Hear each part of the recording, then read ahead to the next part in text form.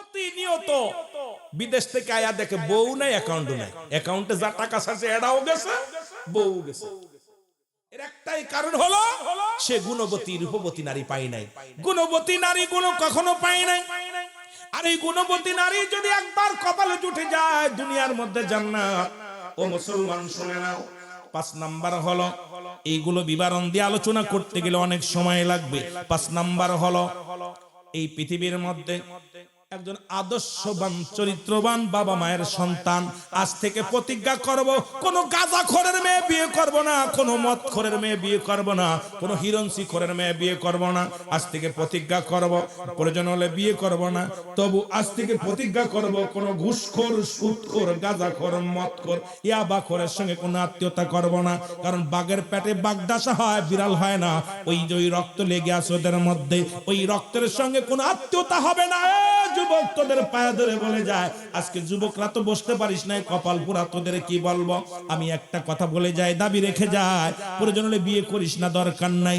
তবু কোন এই গাঁজাখোর, মদখোর, ইয়াবাখোর, ফেন্সিডিলখোর, মুসলমান মাদক সেবনকারী, এরপরে হলো সুদখোর আর ঘুষখোর, যত বড় টাকাওয়ালা হোক, বাড়িওয়ালা হোক, যত সুন্দরী নারী হোক না কেন, যত সুন্দরী হ্যান্ডসাম ছেলে হোক না কেন, তাদের সঙ্গে আত্মীয়তা নিজেরা করব না, কাউকে করতে দিব না। কে কে রাজি আছো একটু হাত দুটো তুলে দেখাও মাওলা রে।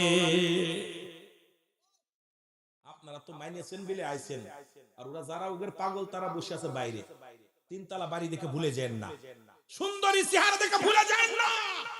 আগে দেখেন ওর বাপ ঘুষের সুদ ঘুষ করে, সুদ ঘুষ খায় না, সুদ খায়া ঘুষ খায়া বিশাল বিলাস বহুল বাড়ি করছে।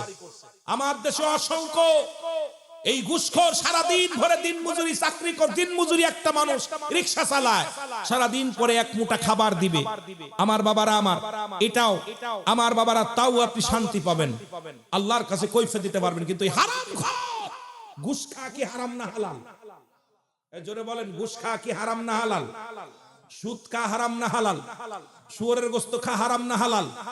এই চাঁদপুরের জমিনে যারা, আপনাদের এই মহল্লার মধ্যে যারা, এই বলশিদ জমিনের মধ্যে যারা ঘুষ খায় আর সুদ খায়, খোদার কসম তাদের সামনে শুয়োর জব করে দেবেন। কারণ শুয়োর খাও হারাম, ঘুষ খাও হারাম, সুদ খাও হারাম। খাবি সুদ আর ঘুষ, আয়া বাড়ি আইয়া বড় টুপি মাথায় দিয়ে মসজিদে বয়া বয়া তসবি টিপবি। ও সংখ্য মুসল্লি আছে সুদের মধ্যে, ঘুষের মধ্যে। এই ঘুষখোর, সুদখোর সমাজ থেকে বিতাড়িত না করতে পারলে এই সমাজ জাতি বাঁচানো সম্ভব।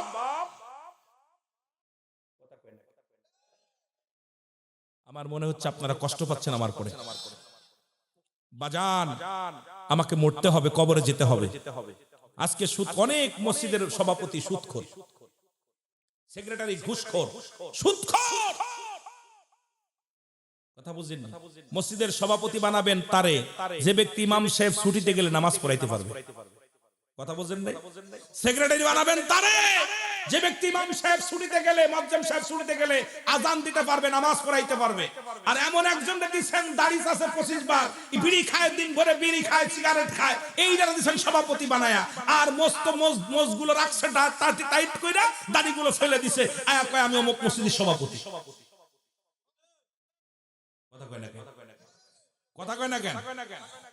হয়তো আপনাদেরটা ভালো, তাই বলে সব জায়গায় এগুলো আমাদের ধরছে, এই রোগে ধরছে বলে কথাগুলো বলতেছে, ঠিক কি না?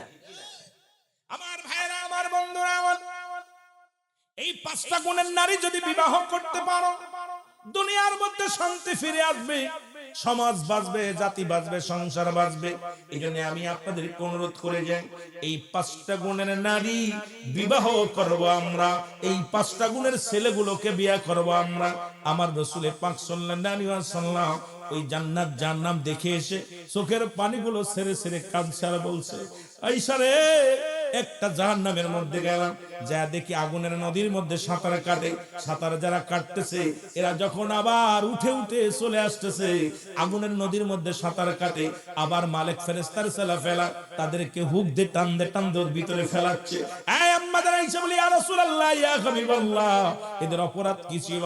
নবীজি বলেন শুধু এই আগুনের নদীর মধ্যে সাঁতার কাটে আর আগুনের গুল্লাগুলো ধরে ধরে খায়। এই পৃথিবীর মধ্যে যারা ঘুষখোর আর সুদখোর, এই সুদখোর ঘুষখোরের খাবার হবে আগুনের গোল্লা, আর তাদের ওই নদী হবে আগুনের নদীর মধ্যে তারা সাঁতার কাটবে, বাঁচার মতো কোনো পথ নাই। আজকে কার জন্য সুদ খান, কার জন্য ঘুষ খান, কার জন্য ব্যভিচার করেন, একবার চক্ষু দুইটা বন্ধ করে দেখেন। এই পৃথিবীর মধ্যে ছেলে আপনার নয়, মেয়ে আপনার নয়, বিবি আপনার নয়, আপনজন যাদের জন্য এত কিছু করলেন কেউ আপনার নয়, সবই আপনার পরবানা দিবে। জোরে বলেন ঠিক কিনা?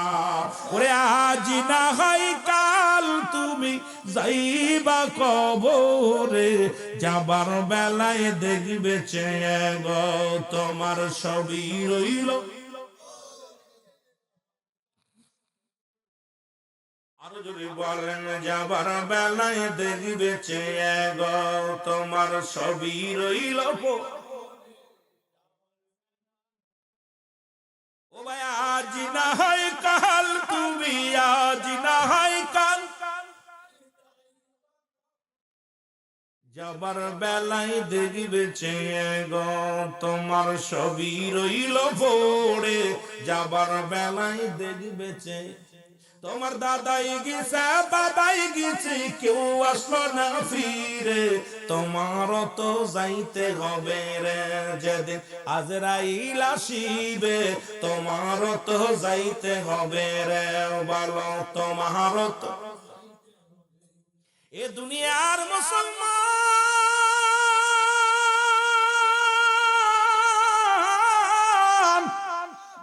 বলতেছিলাম যাদের আপনজন মারা গেছে সপ্তাহ মনে আছে?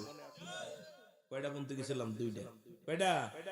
একটা হলো মাগফিরাত কামনা করতে হবে, দুই নাম্বার সবর রেসানি করতে হবে। মনে আছে? এ মুসলমান গভীর মনোযোগ, আমি কিন্তু ভুলি নাই, কিন্তু কোনতে কোথায় চলে যায় খেয়াল করবেন, কারণ অবস্থা খুব খারাপ। এই জন্য মাঝে মাঝে একটা গজল আমি বলি, ও নবী দেখা যান, ও নবী দেখা যান গো তামাম পৃথিবী ভইরা গেছে ইবলিস ও শয়তান, নবী দেখা যান, ও নবী দেখা। মসজিদে আজান পড়িলে লোক যায় না জামাতে, টিভি আর বিসিআর লইয়া আছে তামাশাতে। এ দেশেতে নাই রে শান্তি, এ দেশেতে নাই রে শান্তি, সুদ ঘুষে গেছে যে ভোরে, নবী দেখা যান, ও নবী দেখা যান গো নবী দেখা। তামাম পৃথিবী বইরা গেছে, সারা পৃথিবী বইরা গেছে ইবলিস,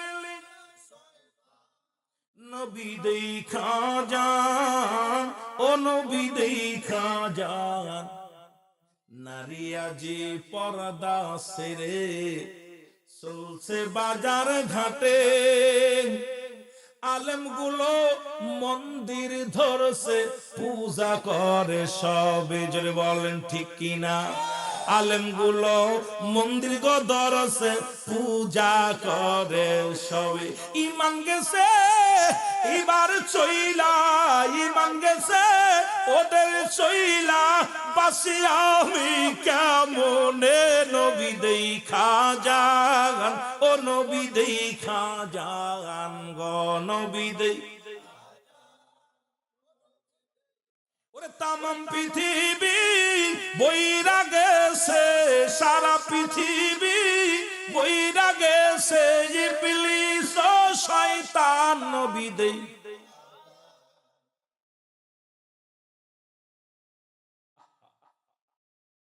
তিরমিজি শরীফের হাদিস, আলেম উলামা আছে, তিরমিজি শরীফের হাদিস 3952 নাম্বার। রাসূল বলছে আমার ওফাতের পরে একদল উম্মত বাইর হবে, তারা নিজেরা মূর্তি পূজা করবে, অন্যকে উৎসাহিত করবে। সেটাও দেখতে হলো। রাসূল গো আপনি বলে গেছেন কত আগে, এখন দেখি মৌলবীরাও মূর্তি পূজা করে। জোরে বলেন ঠিক কি না? কত আগে 1500 বছর আগে নবীজি বলেছে। আর এখন আমার দেশের কিছু পীর সাহেবেরা আবার দেখলাম এবার কয় লক্ষ টাকা আপনার ই দিছে, কি দিছে, অনুদান দিছে মন্দিরে। আবার এইরা মিডিয়া এসে বলতেছে এবছরে কিছু মন্দিরে দান করছি 50,000 করে।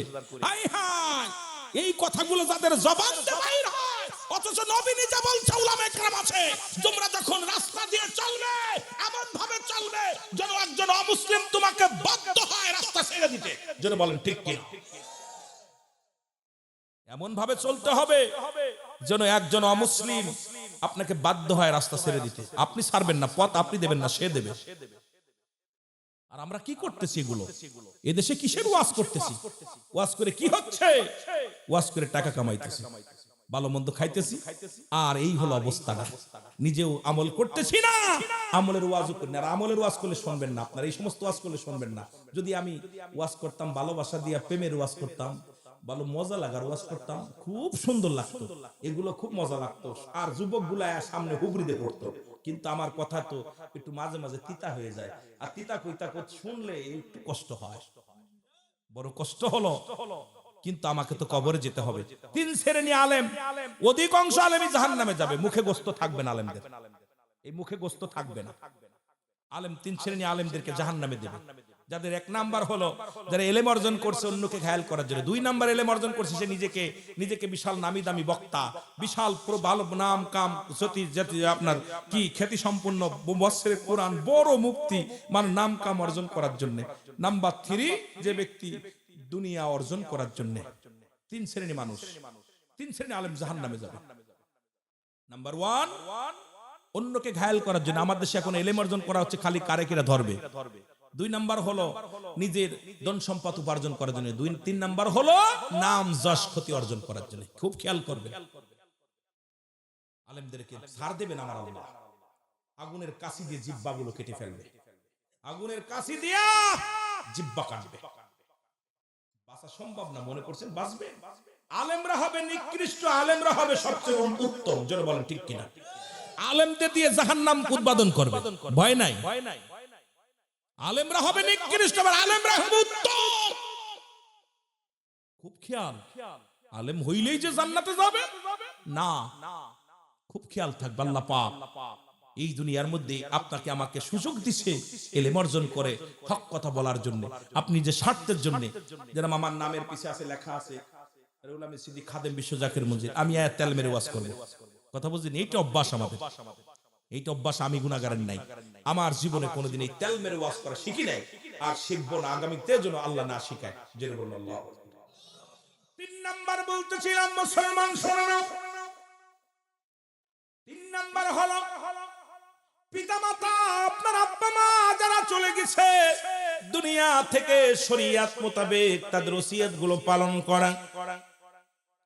এখন অনেক বড় বড় বাপ আছে, মরার সময় কয় মন্দির বানায় দিস, আসেনি? কয় অমুক পূজায় 3000 টাকা দিস, গানে 4000 টাকা দিস। ও মুসলমান শুনে নেন, শরীয়ত মোতাবেক ওসিয়াত গুলো যা করে দিয়েছেন, এই ওসিয়াত গুলো পালন করা আপনার জন্য, মুসলমান শুনে নেন, আপনার জন্য 7টা হকের মধ্যে মোট 14টা হক, মরার পরে 7টা হক, মরার আগে 7টা হক। এখন যেহেতু কবরবাসীদেরকে সামনে নিয়ে ওয়াজ করতেছি, আগে উনাদের কথাগুলো বলে আসি। নাম্বার 3 হলো শরীয়ত মোতাবেক মুসলমান ওসিয়াত গুলো পালন করা। নাম্বার 4 হলো তাদের দিনাদায় গুলো পরিশোধ করা। এই দুনিয়ার মধ্যে যত আব্বা মা যদি কোনো দিনাদায় থাকে, এগুলো পরিশোধ করতে হবে। যেহেতু আপনি তার ওয়ারিস, আপনি তার সন্তান, এগুলো মাফ চাইলে হবে না। মসজিদের সামনে আইনা জানাজার নামাজ পড়ানোর আগে ইমাম সাহেবকে সামনে নিয়ে ডাক দিয়ে বলে, আমার গ্রামবাসী শোনেন, আমার আব্বা যদি কোনো দিনাদায় থাকে আপনারা মাফ করে দিবেন। না না, আপনি নিজে খবর নেবেন, নিজে এলাকার মধ্যে খোঁজ নেবেন, গোপনে গোপনে খোঁজ নেবেন। মুসলমান, আমার আব্বার আত্মীয় স্বজন কারা ছিল, মার বান্ধবী ছিল কারা, মা কাদের সঙ্গে ওঠা বসা করতো, তাদের কাছে খোঁজ খবর নিয়ে আব্বা মায়ের দিন আদায় গুলো পরিশোধ করতে হবে। যদি বাবার হক আদায় করতে হয় তাহলে এগুলো আপনাকে অবশ্যই অবশ্যই আদায় করতে হবে। জোরে জোরে বলো আল্লাহু আকবার। নাম্বার 5 হলো মুসলমান আত্মীয় স্বজন যারা আছে, মার আত্মীয়, বাবার আত্মীয়, এদের সঙ্গে ভালো ব্যবহার, তাদের ভালো ব্যবহার করতে হবে, তাদের সঙ্গে যোগাযোগ ভালো রাখতে হবে। অনেকে দেখা যায় বাবা মরে যাওয়ার পর বাবার ভাইরে চিনি না, মা মারা যাওয়ার পর মার বোনকে চিনি না। খোদার কসম করে বলি, আপনার মা বাবার যদি সুখে রাখতে চান কবরে, আপনার মা বাবার আত্মীয় স্বজন যারা আছে তাদের সঙ্গে ভালো ব্যবহার করা লাগবে, যোগাযোগ করা লাগবে। মুসলমান শুনে নাও, 6 নম্বর হলো তাদেরকে সাহায্য সহযোগিতা করা লাগবে। কারণ তারা যদি গরিব হয়, খোঁজ খবর নিতে হবে, যে খুঁজে খুঁজে বাইর করতে হবে মায়ের আত্মীয় কে আছে, বাবার আত্মীয় কে আছে, তাদের সাহায্য সহযোগিতা করবেন। এমনও আছে বাবার আত্মীয় আজকে ভ্যান চালায়, তুমি বড় অফিসার হয়ে বসে আছো। এমনও আছে মার বান্ধবী, মার বোন, মুসলমান মার বোন, আমাদের খালামণি অনেক অসহায় পড়ে আছে বিছনায়, ওষুধ কেনার টাকা নাই। খোদার কসম করে বলি যুবক রে, খোদার কসম করে বলি, তোমার আত্মীয় স্বজন যারা আছে তাদের সাহায্য সহযোগিতা করতে হবে। এটা হলো আমার আল্লাহর বিধান, রাসূলের বিধান। এইটা যদি না মানো, তোমার আব্বা মা কবরে শুয়ে শুয়ে ওই আপনার জন্য অভিশাপ দিবে। আমার যুবক বাবারা, আমার নাম্বার 4, 5, 6, নাম্বার 7 হলো আপনার পিতা মাতা, আব্বা মা যারা দুনিয়া থেকে বিদায় হয়ে গেছে, বেশি বেশি করে তাদের কবরটা জিয়ারত করতে হবে। অনেকে বলে জান্নাতের বাগান দিয়ে কি লাভ? লাভ হলো এটা যে জীবন করে যত গুনাহ করেছেন মাপবার একটা সুযোগ পেয়েছেন। এই কেন মানুষের মরণ হয় দুইটা টাইমে, একটা হলো রাতের বেলা, একটা হলো দিনের বেলা। দিন শুরু করেছে আমার আল্লাহ নামাজ দিয়া, দিনও শুরু করেছে নামাজ দিয়া, রাতও শুরু করেছে নামাজ দিয়া। আর আপনি যে নবীর অনুকরণ করেন, সেই নবীর কাছে 1 নাম্বার প্রিয় হলো নামাজ। কারণ আল্লাহর কাছে প্রিয় নামাজ, এই যে নবীর কাছেও প্রিয় নামাজ। এই জন্য দিনের বেলা, দিনের শুরু হলো ফজর, ফজরের 2 রাকাত সুন্নাত নামাজ তুমি আদায় করলা, সঙ্গে সঙ্গে তুমি হয়ে গেলে আমার নবীর প্রেমিক। এবার 2 রাকাত ফরজ নামাজ তুমি আদায় করলা, সঙ্গে সঙ্গে তুমি হয়ে গেলে আমার আল্লাহর গোলাম। এই দিনের মধ্যে যদি তোমার মরণ হয়, তোমার মরণটা হবে আমার নবীর প্রেমিক, আল্লাহর গোলাম। আমার আল্লাহ নামাজের প্রতি, আমার নবীজি নামাজের প্রতি গুরুত্ব দেওয়ার কারণে আল্লাহ পাক দুনিয়া সৃষ্টির আগেই 2টা টাইমেই নামাজ দিয়ে দিয়েছে। দিনের শুরু নামাজ, রাতের শুরু নামাজ। সুবহানাল্লাহ বলেন না? এই যে রাসূলুল্লাহর কাছে 1 নাম্বার প্রিয় ছিল নামাজ। এখন আপনি নামাজ পড়েন না, বলেন আমি নবীর উম্মত, আমি কোটে বাটপার, ঠিক কি না? কথা কয় না, কথা কয় না রে। নবীর উম্মত বলে দাবি করতে হলে নবীর গুণে গুণান্বিত হওয়া লাগবে না। নামাজ পড়েন না এক ওয়াক্ত, খালি নবীর গোলাম, নবীর গোলাম, নবীর প্রেমিক বইলা চিল্লান। অথচ রাসূল আবার দাড়ি শেভ করেন সপ্তাহে 7 দিন, 7 দিনই খালি দাড়ির মধ্যে খুর দেন। আর কোন নবীর ভালোবাসে, খুব ভালোবাসি, নবীর খুব ভালোবাসি। অথচ রাসূলের সুন্নাতের মধ্যে আপনার খুঁজে পাওয়া যায় না, রাসূলের ভালোবাসার মধ্যে আপনাকে খুঁজে পাওয়া যায় না, রাসূলের আদর্শের মধ্যে আপনাকে খুঁজে পাওয়া যায় না, আপনার রাসূলের দ্বীনের মধ্যে আপনাকে পাওয়া যায় না। আপনার গোলাম হবেন, আল্লাহ যে হুকুম দিলেন এই গোলাম। আল্লাহ পাক সমস্ত রূহকে এক জায়গা করে বলেন, আলাস্তু বিরাব্বিকুম, আমি কি তোমাদের রব না? বললাম কালু ওয়ালা, স্বীকার করলাম আপনি আমাদের রব, আপনি আমাদের প্রভু, আপনি আমাদের আইনদাতা, বিচার করনেওয়ালা, সবকিছুর মালিক কে?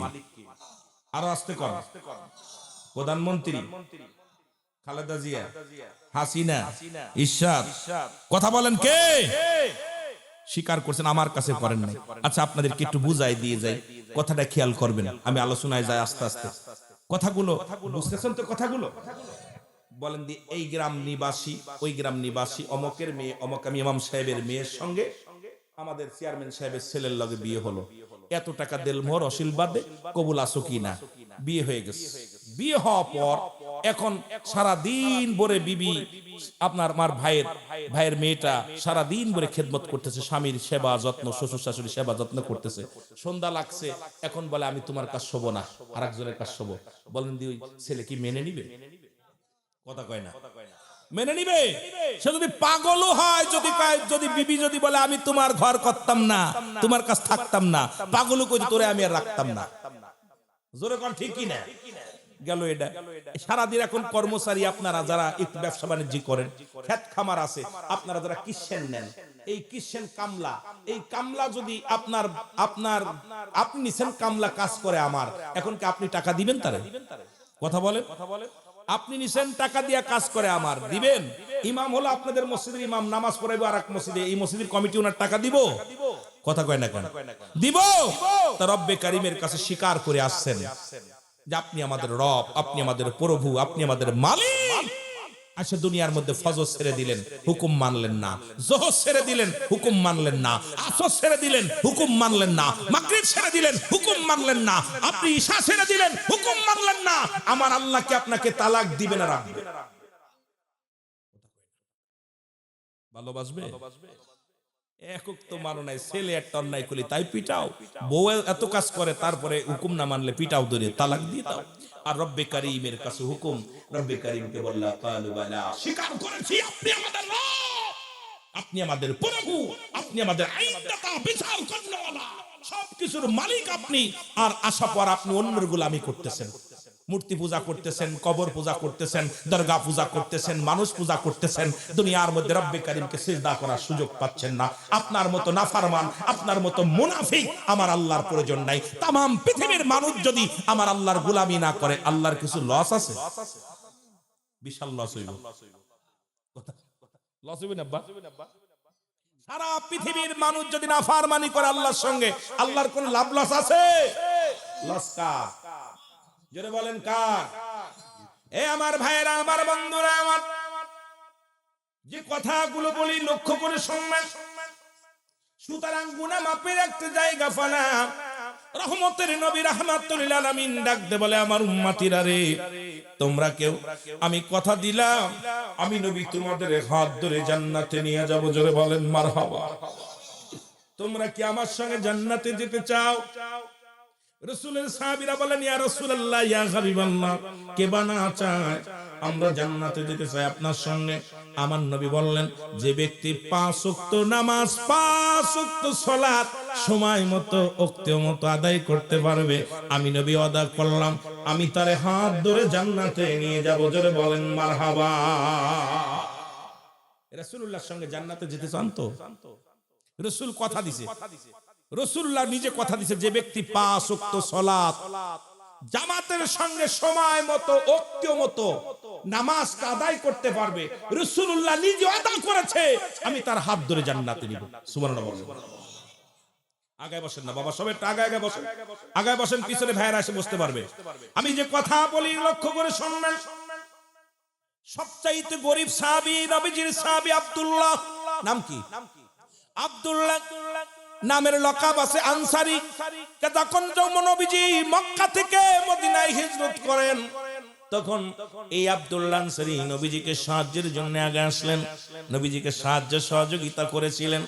যারা রাসূলকে হিজরতের পরে নবী মক্কা থেকে মদিনায় যত সাহাবীরা হিজরত করেছিল, তাদেরকে যারা সাহায্য করেছিল তাদেরকে আনসারী বলে, আনসার বলা হতো, আর মুসলমান। আর এই গরীব সাহাবী, তৎকালীন জামানার মধ্যে সবচেয়ে গরীব সাহাবী, তার নাম হলো আব্দুল্লাহ আনসারী। আব্দুল্লাহ আনসারী বাড়ি গেলেন, বাড়ি যাওয়ার পর বিবি ডাকতে বলে, বিবি রে, স্বামী রে, আপনি আজকে রাসূল কি ওয়াজ করছে একটু বলেন। আমি রুহুল আমিন সিদ্দিকী কি ওয়াজ করি, আজকে যদি আপনার বিবি জিগায় বাড়ি যে বলতে পারবেন না। কিন্তু নবীর সাহাবী ডাকতে বলে, বিবি, আমার নবীজি ওয়াজ করেছে রে, যদি কোনো ব্যক্তি 5 ওয়াক্ত সালাত, 5 ওয়াক্ত নামাজ সময় মতো ওয়াক্তের মতো আদায় করতে পারে, আল্লাহর নবী তার হাত ধরে জান্নাতে নিয়ে যাবে। জোরে জোরে বলো মারহাবা। রাসূলুল্লাহ কথা দিয়েছে। রাসূলুল্লাহ নামাজের প্রতি, নবী নামাজকে কত ভালোবাসতেন, খুব খেয়াল বাবা। রাসূল যিনি আমার আপনার পারের কান্ডারি, আমার আপনার দরদি বান্ধব, সেই নবী নামাজের প্রতি কত গুরুত্ব ছিল। নামাজের জন্য আমার নবীজি অনেক কষ্ট করেছে, নামাজের জন্য তালিম দিতে যায় রাসূল অনেক অনেক কষ্ট করেছে জীবনে। আমার নবীর সাহাবী বলার পর আব্দুল্লাহ আনসারী বিবি ডাকতে বলে, স্বামী, ও আমার স্বামী, আপনার কাছে একটা অনুরোধ করব। জীবনে ভালো খাইতে চাই না, পড়তে চাই না, জীবনে আপনার কাছে কিছু চাওয়ার নাই, আপনার কাছে মাত্র একটা দাবি, আপনি আমার একটু সুযোগ করে দিবেন, আমিও যেন 5 ওয়াক্ত নামাজ জামাতের সঙ্গে আদায় করতে পারি। জোরে বলেন মারহাবা। রাসূলুল্লাহর পিছে প্রতিদিন আনসারী নামাজ পড়তে যায়, যেমন আপনাদের মুসল্লিগণ ইমামের পিছে নামাজ আদায় করে, কিন্তু ইমাম কে কে এলাকায় নামাজ আদায় করে সব কিন্তু ইমাম সাহেব জানে। নিয়মিত মুসল্লি যদি এক বেলা না আসে, ইমাম সাহেব জিগায় অমুক মুসল্লি কই আসে না কেন? ঠিক কি না? ভাই অমুক গেছে কই, কুটুম বাড়ি গেছে নাকি, মেহমান বাড়ি গেছে? ইমাম সাহেবের রাডারে কিন্তু মুসল্লিগুলো থাকে, ঠিক কি না? যেখানে যিনি নামাজ পড়ান ওনার পিছে আপনি দুদিন পড়বেন না, দেখবেন উনি আরেকজনের জিজ্ঞেবে, ভাই দুইজন অমুক মুসল্লির দেখতেছি না, ঘটনা কি? অমুক ভাইরে দেখতেছি না, জিজ্ঞেবে। আমার নবীজি জিগায়েন সাহাবীরা, রে আমি আজ কদিন লক্ষ্য করি আব্দুল্লাহ আনসারী নামাজ শেষ করে দৌড়তে চলে যায়, কারণটা কি? নামাজ শেষ করে আর তারে পাই না। সাহাবীরা বলে, হুজুর হয়তো দুনিয়ার কোন ঝামেলার মধ্যে আছে, দুনিয়ার কোন ঝামেলার মধ্যে আছে। আমার নবী কয় না, আমি নিজেই যাব। নবীজি রওনা হয়ে গেলেন, যা সালাম দা, আসসালামু আলাইকুম ইয়া আহলাল বাইত, আসসালামু আলাইকুম ইয়া আহলাল বাইত, আসসালামু আলাইকুম ইয়া আহলাল বাইত। একবার নয়, দুবার নয়, তিনবার নবীজি সালাম দিলেন। তিনবারের একবারও সালামের জবাব আসলেন না। আল্লাহর নবীজি কষ্ট পায়া ফিরে চলে আসলেন, পিছন থেকে সালামের জবাব দেয়, ওয়ালাইকুম আসসালাম ইয়া রাসূলুল্লাহ, ওয়ালাইকুম আসসালাম ইয়া হাবিবাল্লাহ, ওয়ালাইকুম আসসালাম ইয়া রাহমাতাল লিল আলামিন। এ দুনিয়ার মুসলমান,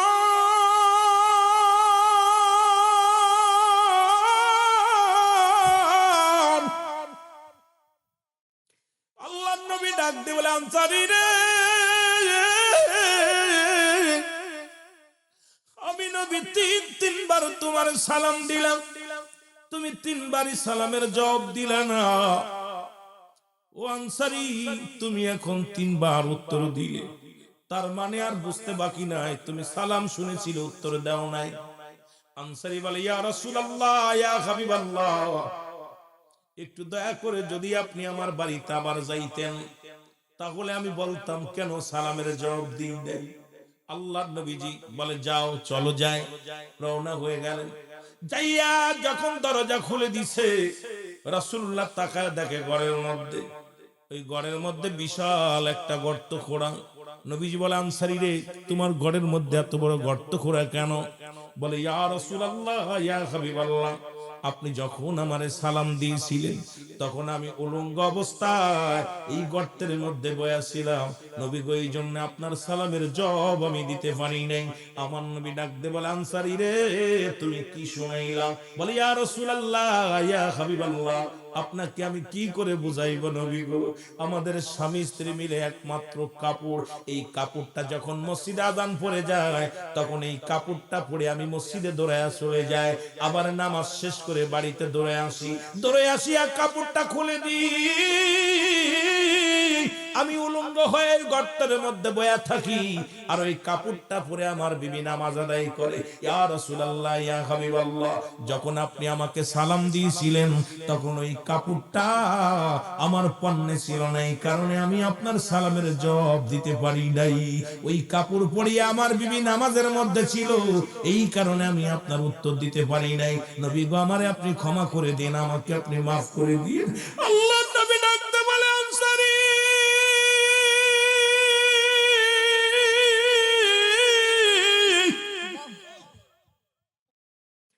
আনসারী রে, আমি নবী কথা দিলাম রে, আমি নবী কথা দিলাম রে, ইয়াউমাল কিয়ামতের ময়দানে রে আনসারী, আমি তোমাদের স্বামী স্ত্রী দুজনকেই নিয়ে জান্নাতে প্রবেশ করব। আমি আজকে আপনাদেরকে বলে যাই, আল্লাহ, ও মুসলমান শোনো, এই বলশিদি জমিনের মধ্যে মুসলমান এমন কোন গরিব মানুষ নাই, সাতপুরের জমিনে এমন কোন গরিব নাই, যে ব্যক্তি সারাজদির জমিনে কোন গরিব মানুষ নাই যার একটা কাপড় আছে, দুইটা কাপড় নাই। প্রত্যেকের যে ভিক্ষা করে খায়, যে মানুষের বাড়ি বাড়ি কাজ করে খায়, তারও দুই চারটা কাপড় আছে, এরপরও যদি নামাজ না পড়ে আল্লাহর দরবারে কি জবাব দিবে আমার বুঝি আসে না। রব্বে কারিমের কাছে জবাব দেওয়ার সম্ভাবনায় জোরে জোরে চিল্লায়া বলা যাবে না, ঠিক কিনা? রাসূলের গরীব সাহাবী এক কাপড়ে স্বামী স্ত্রী দুজন নামাজ পড়ছে। বাংলাদেশে এমন কোন গরিব নাই যে একটা কাপড় আছে। তাহলে রব্বে কারীমের কাছে কেমনে আপনি সারা পার চিন্তা করেন? ওই কবর কিন্তু বারবার ডাকতেছে, দিনে 70 বার ডাকতেছে, আয় আমার ভিতরে আয়, আমার ভিতরে। মানুষের নিকটতম। এ আমার ভাইরা, আমার বন্ধুরা, আমার গভীর মনোযোগ। আমার ভাইরা, আমার বন্ধুরা, আমার এই রাসূল পাক সাল্লাল্লাহু আলাইহি সাল্লাম যখন মিরাজের রজনীতে মিরাজে গেলেন রব্বে কারীমের সঙ্গে দিদারের জন্য, ও যুবক শুনে নাও, যখন যাইয়া সপ্তম আসমান গুলো এক একটা আসমান পার হলেন, প্রথম আসমানে যাইয়া দেখা হলো মুসলমান আদম আলাইহিস সালামের সঙ্গে। এই রকম যখন মুসলমান একটু গভীর মনোযোগ, যেহেতু মিরাজের রজনী গতকাল গেছে, সবে বরাত সামনে, সব মিলায়া কবরবাসীদের স্মরণে বাস্তবতা নিয়ে কিছু কথা বলবো। যদি রব্বুল আলামিন দয়া করে একটু খেয়াল করবেন, নবীজি দেখতে পাইলেন এক পাশে ছোট ছোট গুঁড়ো গুঁড়ো পিপিলিকার মতো অসংখ্য পিপিলিকা বসে আছে, আর বাম পাশে কিছু পিপিলিকা। নবীজি বলেন, জিবরিল এর কারণ কি? এই পাশেও দেখি পিপিলিকা, পাশেও দেখি পিপিলিকা, এই ডান পাশেও পিপিলিকা, বাম পাশেও পিপিলিকা, কিন্তু বাম পাশের পিপিলিকা গুলো খুব একটু বড় দেখা যায়, ডান পাশের পিপিলিকা গুলো একটু ছোট দেখা যায়। জিবরিলের কারণটা কি?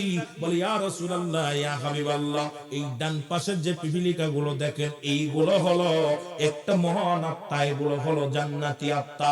এই জান্নাতি আত্মা গুলো জান্নাতের ঘ্রাণ নিতেছে, জান্নাতের জন্য ছুটতেছে তারা পাগল হইয়া। বাম পাশের যেগুলো প্রাণী দেখলেন পিপিলিকার মতো, এগুলো হলো জাহান্নামী আত্মা গুলো, এরা কাঁদতেছে, রব্বুল আলামিনের দরবারে ফরিয়াদ করে, আল্লাহ আমাদেরকে আবার একবার সুযোগ দাও, আর একবার সুযোগ দাও, দুনিয়ার মধ্যে যাব, আর একবার সুযোগ দাও।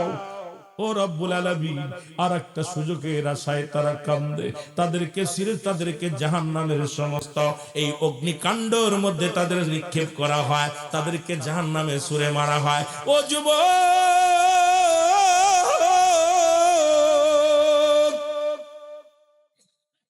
সুতরাং এমন এমন একটা দিন আসবে যে দেশে গেলে মানুষের বিচার হয়, যে দেশে গেলে মানুষের বিচার হয়। আমি বলতেছিলাম মানুষের বিপদ হলো তিনটা। নাম্বার 1 হলো মানুষের মরণ, 1 নাম্বার হলো মানুষের মরণ। এই মরণের কথা বলতে যা মনে পড়ে গেল, আল্লামা মুফতি আমজাদ আলী সাহেব একটা কিতাব লিখলেন, কিতাবের নাম বারে শরিয়া। এই কিতাবের মধ্যে লিখলেন, বড় ও দুনিয়ার মানুষ শোনো, মানুষ যখন সাধারণ মৃত্যুবরণ করে 70টা তাজা উটের গায়ের চামড়া জবাই না করিয়া উল্টো দিকে টান দিয়া লবণ আর মরিচ লাগা দিলে যতটুকু যন্ত্রণা হয়,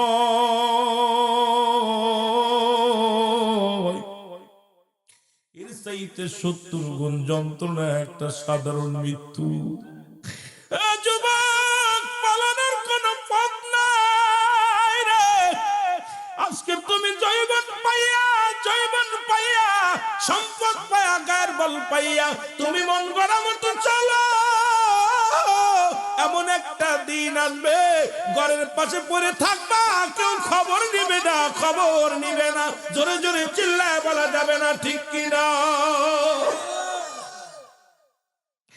আমার ভাইরা, আমার বন্ধুরা, 1 নাম্বার বিপদ হলো মরণ। এই মরণের সময় যারা পায়খানা করে দেয়, মরণের সময় যারা প্রস্রাব করে দেয়, মরণের সময় যাদের চোখ দুটি বড় বড় হয়ে যায়, মরণের সময় যাদের, মুসলমান শুনে না, মরণের সময় যাদের জিহ্বা বাইর হয়ে যায়, তাদের মরণটা কত কঠিন হয়। আল্লাহ, ও আমার আল্লাহ, আমাদের মরণটাকে তুমি সহজ করে দিও। জোরে জোরে চিল্লায় বলা যাবে না, আল্লাহু আকবার। আজকে কার জন্য সুদ খাও, কার জন্য ঘুষ খাও, কার জন্য ব্যভিচার করো, কার জন্য অন্যায় করো, এই দুনিয়ার মধ্যে ধন সম্পদ বানাইলা, গায়ের জোর দেখাইলা, এই দুনিয়ার সব কিছু পড়ে থাকবে। আমার আল্লাহ কয় কুল্লু মান আলাইহা ফান, আল্লাহ কয় বান্দারে এই জমিনের মধ্যে যা কিছু আছে সব কিছু পড়ে থাকবে। এই জমিনটা আমি পুরায়া তামা বানায়া দিব। এই জমিনের যত পানি আছে সব পানিগুলো পুরায়া আমি ছাই বানায়া দিব। যেদিন কিচ্ছু বলতে কিচ্ছু থাকবে না, সেদিন থাকবে শুধু আমার আল্লাহ। ও আমার যুবক বাবারা শুনে নাও, ওই আল্লাহ থাকবে। আল্লাহ কয় সেদিন থাকবো আমার হাবিবের ভালোবাসা নিয়ে। সুতরাং আজ থেকে হয়ে যাক, তওবা করে ফিরে আসি। আজ থেকে আমরা 5 ওয়াক্ত সালাত আদায় করি, হারামকে হারাম বলি, হালালকে হালাল বলি। আজ থেকে আমরা হারাম জিনিস উপার্জন করব না, হারাম কাজে লিপ্ত হব না, অন্যায় কাজে লিপ্ত হব না। আজকের মাহফিল থেকে খাস তওবা করে ফিরে আসব। আল্লাহ আমাদেরকে তুমি একটা সুযোগ দাও রব্বে কারীম, এই জান্নাতের বাগানে বসে যেন গুনাহগুলো maaf করে নিয়ে যেতে পারি। জোরে জোরে চিল্লায় বলা যাবে না আল্লাহু আকবার। রব্বুল আলামিন সুযোগ দিচ্ছে, আগামী কাল বসতে পারবো, কোনো গ্যারান্টি নেই। আগামী কাল জান্নাতের বাগানে বসতে পারবো, কোনো গ্যারান্টি দিতে পারবো? বলেন দি, কেউ পারবেন দিতে? সবকিছু শেষ করে দিবে। এত যুবকরা, আমার বাবারা, আমি মাঝে মাঝে এই কথাটা বলি, জীবনের প্রথম কাপড় পরিধান করেছেন অন্যের সাহায্যে, জীবনের শেষ কাপড় পরিধান করবেন অন্যের সাহায্যে। যত বড় নেতা হন, এমপি, মন্ত্রী, মিনিস্টার হন, প্রথম কাপড় পরিধান করেছেন অন্যের সাহায্যে, জীবনের শেষ কাপড় পরিধান করবেন অন্যের সাহায্যে। কারণ আপনার নিজের কাপড় নিজে পরিধান করে কবরে যেতে পারবেন না। এই হলো আপনার জীবন। সুতরাং এই জিনিসটা যদি কোনো যুবক চিন্তা করে, কোনো ভাই যদি চিন্তা করে, আমার মন বলে সে কখনো পাপ কাজে লিপ্ত হওয়া সম্ভব না। জোরে বলেন ঠিক কিনা? আরো জোরে বলেন ঠিক কিনা? আমার মরণ আসিবে কখন কেউ তো জানি না, আমার মরণ আসিবে। আরো যদি বলেন আমার মরণ আসিবে কখন কেউ তো জানি না, এই আমি চলে যাব আমায় তোমরা। আরো যদি বলেন আমি চলে যাব আমায় তোমরা না, আমার মরণ আসিবে কখন কেউ তো জানি না। আমার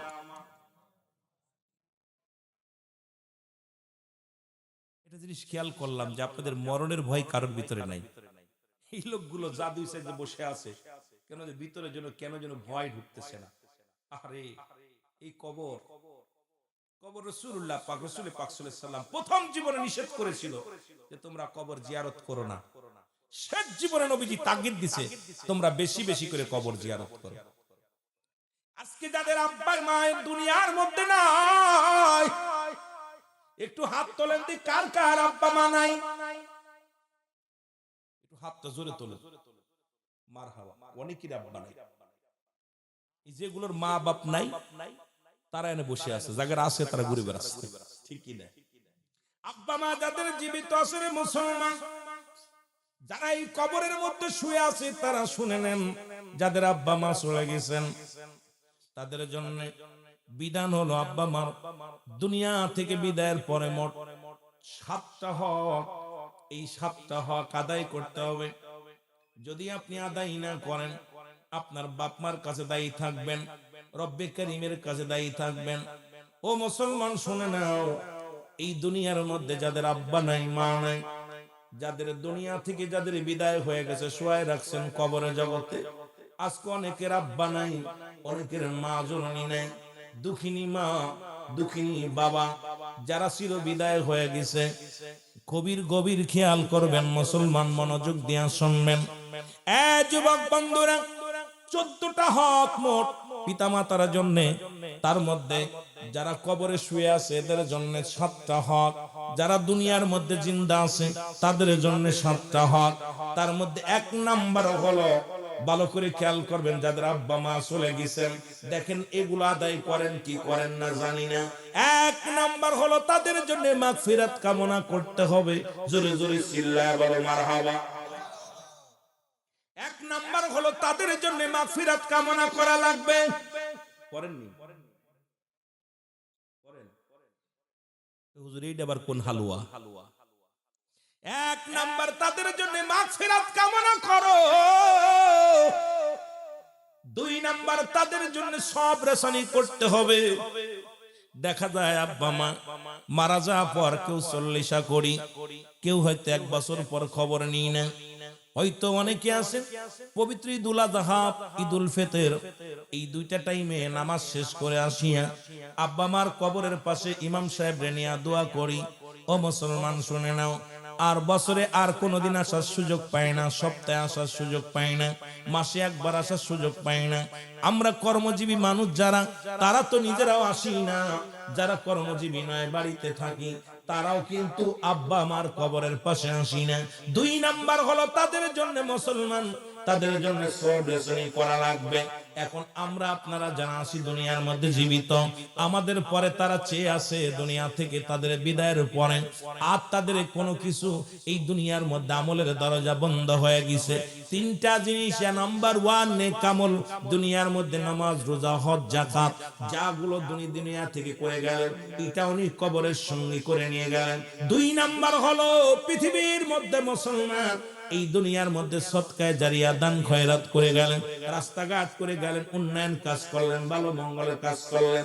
কোন ছাত্র মাদ্রাসার কোন ছাত্রের সহযোগিতা করলো, মসজিদ মাদ্রাসায় দান দিয়ান করলো।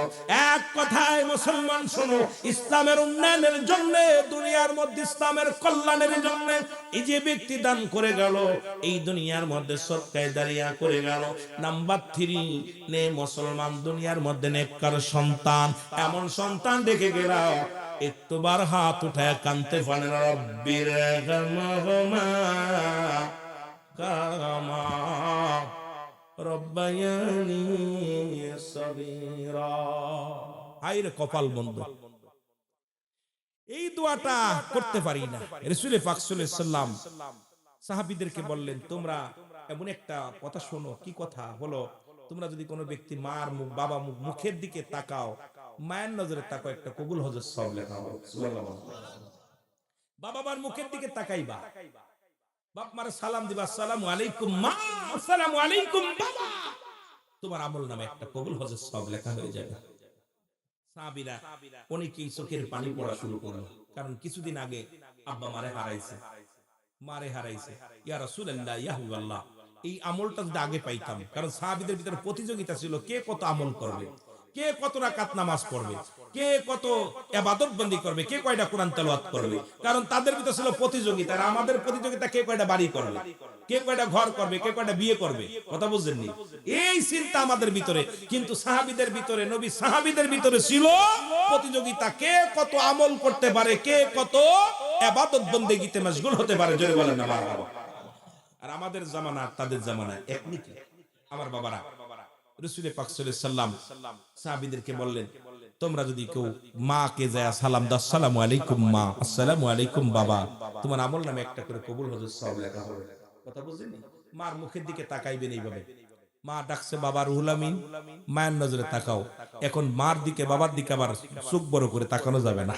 এখন আমাদের ছেলে মেয়েরা 2 বেলা জায়গা ডাক দিলে কয়, কি বলতেছো, কি করছো? খোদার কসম, যে সন্তান তার মা বাবার মুখের দিকে তাকাইয়া চোখ বড় করে তাকাবে, রব্বে কারীম নিজে তার আগুনের সারাশি দিয়া চোখ দিয়ে তুলে নেবে। কোন ফেরেশতা তুলবে না, নিজেই তুলবে। খালি মা মুখের দিকে, বাবার মুখের দিকে একটু তাকাইবে জোরে করে। মা যদি নামাজ দাঁড়াইছেন, বাবা দাঁড়াইছেন, নামাজ দাঁড়াইছেন, ছেলে দাঁড়াইছে নামাজে, ফরজ নামাজ ব্যতীত সুন্নাত নফল দাঁড়াই গেছে, বাবা ডাক দিছে রুহুল আমিন, ছেড়ে দাও নামাজ, ছেড়ে দাও নামাজ, নামাজটা ছেড়ে দাও। একমাত্র ফরজ নামাজ ব্যতীত যখন ফরজটা পড়তেছো, আদায় করতেছো, আল্লাহর হুকুম পালন করতেছো, নামাজ ডাক রুহুল আমিন আপনার ডাক দিছে মাওলানা রফিকুল ইসলাম সাহেব, মাওলানা অমক সাহেব, মাওলানা ইউসুফ সাহেব, মাওলানা ফখরুদ্দিন ডাক দিছে, একজন আবু নাসির সাহেব, আলাউদ্দিন সাহেব ডাক দিল, যারই দিল সঙ্গে সঙ্গে ছেড়ে দাও নামাজ। ফরজ নামাজ পড়তেছেন, এখন কি আপনার হালাত কি? নামাজে আছেন, সালামটা ফিরে কানে আসছে আব্বার ডাক, মার ডাক, সালামটা ফিরে ডাক ডাকে আব্বার ডাকে সারা নাও, আব্বু আমি তো নামাজের মধ্যে ছিলাম, ক্ষমা চাই, ডাকের উত্তর দিতে পারি নাই। তাহলে আপনি যখন ফরজ ব্যতীত সুন্নাত নফল এই ইবাদত বন্দেগীর মধ্যে থাকলেও আব্বা মা ডাক দিলে ছেড়ে দাও, আগে মার ডাকে সাড়া দাও, বাবার ডাকে সাড়া দাও। জোরে বলেন না মারহাবা, আরো জোরে বলেন না। এই যে জুরাইস নামে একজন আল্লাহর ওলি ছিল, আপনারা জানেন সবাই, ওদিকে যা সম্ভব হবে কি জানি না। উনি কিন্তু বিশাল বিশাল একজন আমলদারি একজন আল্লাহর ওলি ছিল, কিন্তু মা যখন ডাক দিছে, মা তাকে ডাক দিছে, ডাক দেওয়ার পর উনি চিন্তা করতে, আমি ইবাদত করতেছি, ইবাদত বন্দি করতে, আল্লাহর ডাকতেছি ঘরের মধ্যে বয়া বয়া ইবাদতে মশগুল আছেন, আর মা ঘরের বাইরে দাঁড়ায় বলছে জুরাইস, জুরাইস ডাক দিছে। উনি মায়ের ডাকে কোনো গুরুত্ব দেই নেই, কিন্তু চিন্তা করে আমি আল্লাহর সঙ্গে এখন সম্পর্ক আমার, এখন কি মার ডাকে সাড়া দেওয়া সম্ভব? উনি এরকম দাঁড়াই আছে, হঠাৎ করে আমার মা জননীর মুখ দিয়ে বাইর হয়ে গেছে, বাবা আজকে ইবাদত বন্দি করতে কি করতে জানি না, তবে আমি তোকে অভিশাপ দিলাম, এমন একটা দিন যেন আসে তুই একটা কেলেঙ্কারি নিয়ে, নারী কেলেঙ্কারি নিয়ে যেন কবরে যাস। মার মুখ দিয়ে বাইর হয়ে গেছে যে তুই যেন জিনাকারী হয়ে যাস। মার মধ্যে ঠিক একই অবস্থা। ওই জমিনের মধ্যে, ওই এলাকার মধ্যে উনি এত বুজুর্গ, প্রচুর বুজুর্গ, এমন বুজুর্গ কারোর সঙ্গে কথা বলে না। উনি নির্জন এক জায়গা যাইয়া তসবিহ টেপে নামাজ আদায় করে আর আল্লাহ জিকির করে বয়ে বয়ে, কারোর ধার ধারে না, একা একা বয়ে বয়ে। ওই এলাকার সবাই তার জন্য পাগল এগুলি, এমন আবেদ মানুষ, এমন বুজুর্গ মানুষ আর নজরে পড়ে নাই কারো। চিন্তা করি এত বড় বুজুর্গ কারোর লগে কথা বলে না, কারোর দাওয়াত নেয় না, কারোর কাজ খায় না, খালি ওই ঘরের মধ্যে বয়া বয়ে ইবাদত খানায় বয়া, ওই খানকা শরীফে বয়া বয়া বয়া উনি খালি তসবিহ টেপে। এত বড় বুজুর্গ মানুষ তো এলাকার মধ্যে আর নাই, কিন্তু ওই এলাকার মধ্যে আল্লাহ কবুল করে হেলেছে দোয়া। ওই এলাকার মধ্যে একজন রাজা ছিল, উনি চিন্তা করে দলে দলে দলে মানুষ জুরাইনের পক্ষে চলে যায়। কারণ কি? জুরাইসের যাও, এক মহিলাকে বললেন ওকে কেমনে সাইজ করা যায়, মহিলাকে বললেন তুমি একটা কাজ করো, তুমিই পারবা, যাও ওর সাথে গোপনে গোপনে ই করো, ওকে একটা কাজ করো, ওকে আসবে না, দেখা দেবে না, কোনো মহিলার লগে দেখা দেয় না। উনি কি কোন রাখালরে বললেন যাও ওই সুন্দরী নারীর সঙ্গে জিনা করো। জিনা করার পর সুন্দরী মহিলা যখন গর্ভবতী হলো, গর্ভবতী হওয়ার পর এইবার মহিলাকে ডাকা হলো, সব তো সাজানো নাটক। মহিলাকে ডাকছে, মহিলা আয়া বলে হুজুর সর্বনাশ। কি হয়েছে? কয় যাকে আপনার আল্লাহর ওলি ভাবেন, যাকে এত বুজুর্গ মনে করেন, যাকে এত ফরেজগার ব্যক্তি ভাবেন, তার কাজ দেখছেন? কয় কি কাজ? সে তো আমার গর্ভে সন্তান দিয়ে দিয়েছে। বলেন নাউজুবিল্লাহ। আস্তে কবে নজরে কইবেন, এটা বিস্তারিত কইতে গেলে সময় লাগবে, তাড়াতাড়ি কথা বলবেন। আমি অল্প সময়ের মধ্যে অনেক ওয়াজ করতেছি, যেটা হলো আপনাদের বোঝানোর জন্য, মানে এত বিস্তারিত বলতে পারবো না, তবে সময় যেটুকু কথা বলতেছি সার কথাগুলো আমি আপনাদেরকে জানিয়ে দিতেছি যাতে বুঝতে ভালো হয়। আমার বাবারা কি করলেন, এইবার ডাক দিয়ে জুরাইসকে তলব ধরে নিয়ে আসো। ধরে আনা হলো, ওনাকে জুরাইসকে ধরে আনা হলো রাজার দরবারে। তুমি কি জিনা করছো? কয় হুজুর জিনা করি নাই। কয় এই মহিলাটা চেনো? কয় না চিনি না। মহিলারা বলতো তুমি কে রে? শোনো। কয় চিনি, উনি তো আমার এই গর্ভে সন্তান দিছে। নাউজুবিল্লাহ বলেন না। বলেন দি কোন মহিলা যদি কোন পুরুষের বিপক্ষে বলে, আমাদের ইমাম সাহেব বলেন, আলাউদ্দিন ভাই বলেন, আর আমাদের ওই আরেক ভাই বলেন, আপনার আনিসুর ভাই বলেন, আর যেই বলেন সবাই তো তার পক্ষে নেবে, কারণ মহিলার পক্ষে সবাই যাবে, ঠিক কি না? কেউ কি পুরুষের পক্ষে যাবে? কেউ পুরুষের পক্ষে যাবে না, সবাই মহিলার পক্ষে যাবে। এখন এত বড় বুজুর্গ এত বড় অন্যায় করছে, এত বড় অন্যায় করছে, ওকে বিচার করতে হবে। জুরাইসকে বলতো তুমি চেনো? কয় না চিনি না। আর ওকে বলতো, মহিলাকে বলতো তুমি চেনো? চিনি, ও আমার সঙ্গে জিনা করছে। তখন স্বীকার যাও জুরাইস, ওকে বিয়ে করো, স্বীকার যাও যে তুমি অন্যায় করছো, তাহলে তোমাকে মাফ করে দেওয়া হবে। জুরাইস কয় না, আমি এত বড় অপরাধ করি নাই, আমি জিনা তো দূরের কথা, এই মেয়েটার সঙ্গে আমার জীবনে দেখা হয়নি। সুবহানাল্লাহ বলেন না। আমি বেগানা নারী দেখি নাই, আর আজকে বেগানে নারী নিয়ে শুয়ে আছি, গল্প করতেছি, কি যে অবস্থার মধ্যে আছি। এই জন্য 5 শ্রেণী নারীকে বিয়ে করার কথা রাসূল বলে গেছেন। কয় শ্রেণী? এই জোরে বলেন, কয় শ্রেণী? 5 শ্রেণী। ওয়াজ কই রাখলাম মনে রাখবেন, ভুলে যাবেন না। ভুলে গেলে বলবেন হুজুর ওই জায়গা ছেড়ে দিছিলেন, তখন আপনি ওই জায়গায় গেলে আপনি বুঝতে পারবেন। কথা বোঝেন না?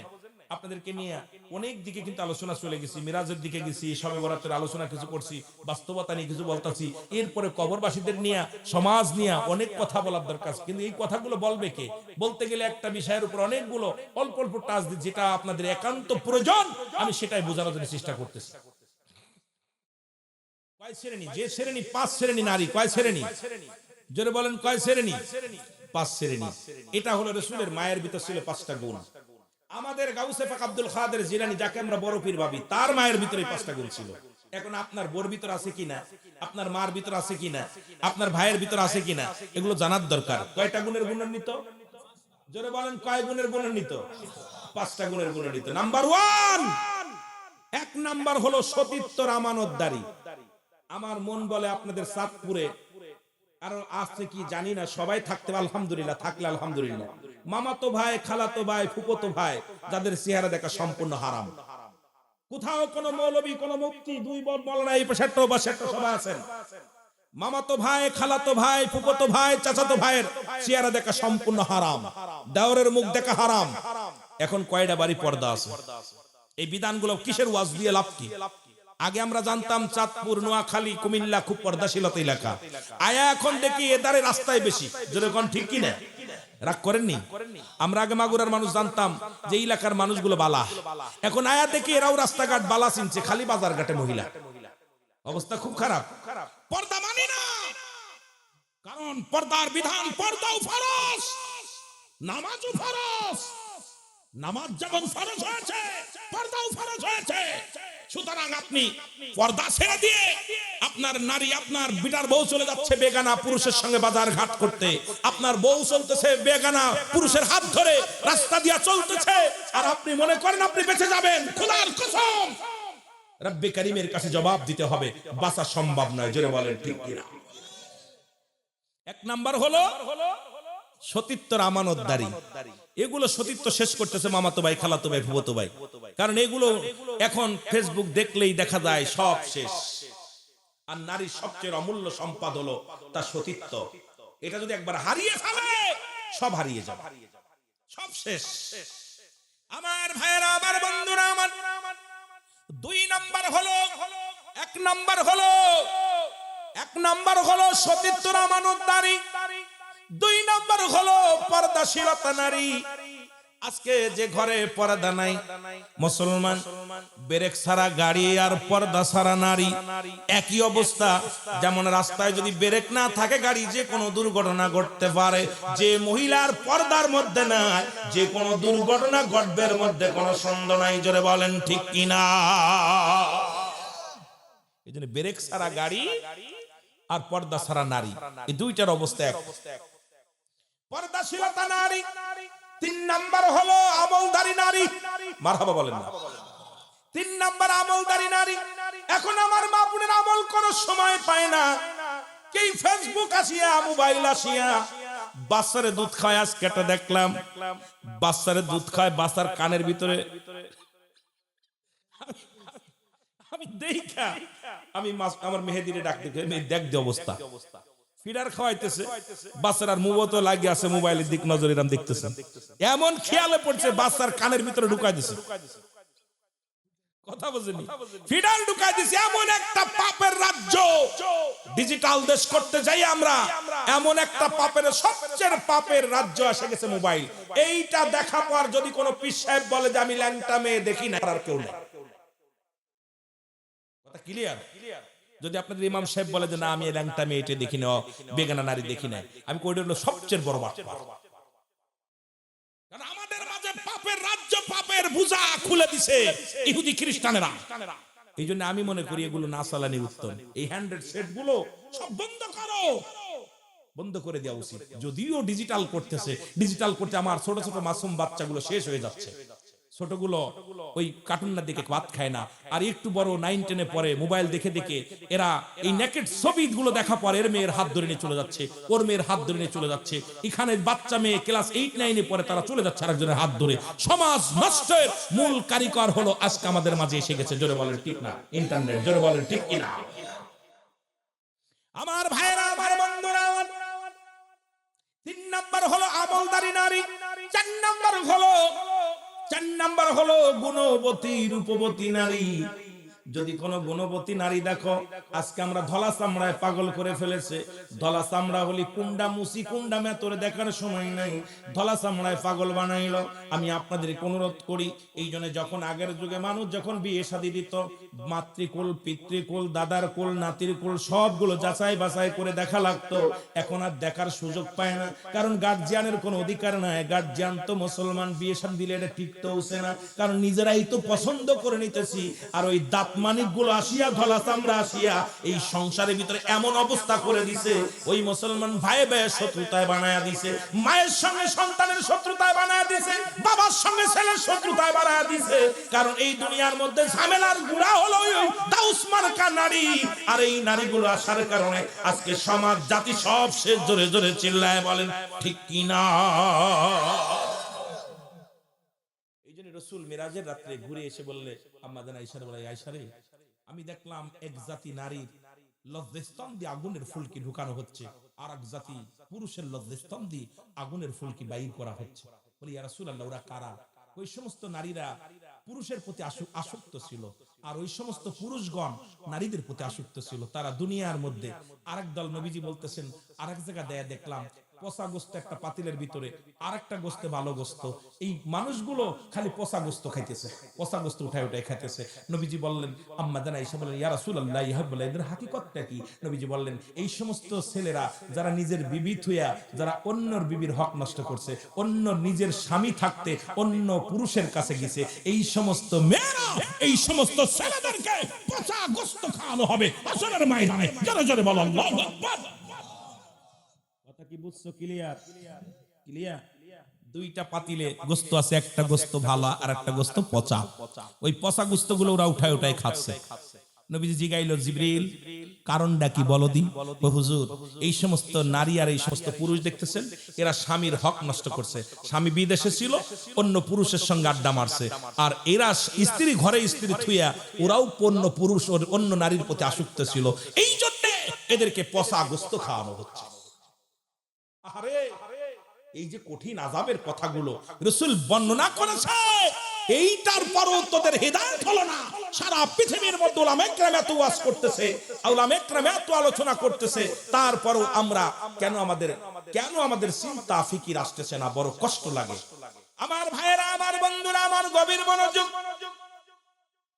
যে কথাগুলো বললাম, 4 নাম্বার হলো গুণবতী রূপবতী নারী। যদি গুণবতী নারী হয়, খোদার কসম, দেখছেন আপনাদের মা বাবারে কত পিটায়া বাবারা ঘর থেকে বাইরে করে দিছে, মা কিন্তু ঘর ছাড়ে নাই। ঠিক কত কষ্ট দিছে, স্বামীর বাড়ি আসিয়া কত কষ্ট করে খাইছে। জীবনেও কোনোদিন বাবার বাড়ির চিন্তা করে নাই, বাবার চিন্তা করে নাই, ভার চিন্তা করে নাই। মাসকে মাস পড়ে আসে, স্বামীর আদর সোয়াগ পায় নাই, তবুও কোনোদিন অন্য পুরুষের হাত ধরে নাই। আর এখনকার জামানায় বউ থুয়ে 3 মাস গেছেন বিদেশে, আয়া দেখেন বউ নাই। আপনাদের এলাকা ভালো হইলে তো আলহামদুলিল্লাহ।